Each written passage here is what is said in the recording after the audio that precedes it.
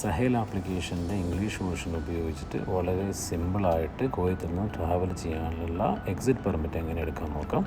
ആദ്യമായിട്ട് Sahel application open ചെയ്യുക. അതിൽ നിന്ന് സർവീസ് സെലക്ട് ചെയ്യുക. അതിൽ നിന്നും public authority man power select ചെയ്തതിന് ശേഷം ഇഷ്യൂ എക്സിറ്റ് പെർമിറ്റിൽ ക്ലിക്ക് ചെയ്യുക.